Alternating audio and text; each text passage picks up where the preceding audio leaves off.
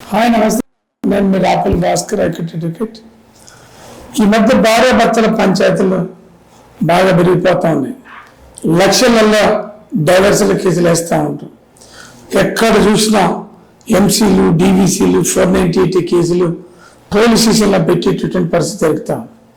చాలామంది అడుగుతున్నటువంటి ఒక విషయం ఏంటంటే, ఒక భర్త వేరే ఒక మహిళతోటి సహజీవనం చేస్తున్నప్పుడు భార్య వేరుగా ఉండవచ్చా అనేటటువంటిది చాలామంది అడుగుతారు.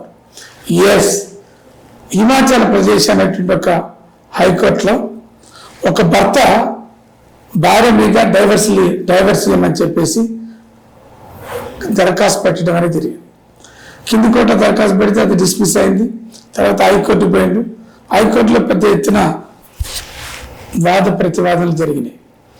దాంట్లో హైకోర్టు గమనించినటువంటి ఒక అంశం ఏంటంటే, విడాకుల కోసం దరఖాస్తు పెట్టుకోబడినటువంటి ఒక భర్త వేరే మహిళతోటి సహజీవనం చేయటం అనేటువంటి జరుగుతుందని, అట్లాంటి పరిస్థితులలో ఒక భార్య భర్తతో ఎలా ఉండగలదు అనేటటువంటిది హైకోర్టు ప్రశ్నించడం అనేది జరిగింది.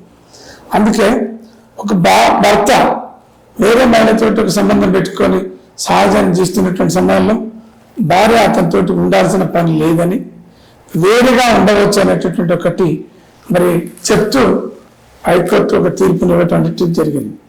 ముఖ్యంగా భార్య భర్తలకు సంబంధించినటువంటి ఒక అనేక ఇష్యూస్లలో భర్తలు వేరే వ్యక్తులతోటి, వేరే మహిళలతో సంబంధాలు ఉంటాం, భార్యలు వేరే పురుషులతో సంబంధాలు ఉంటాం.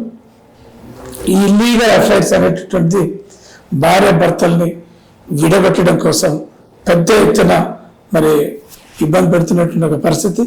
థర్డ్ పర్సన్ ఇంటర్వెన్షన్ అనేటటువంటిది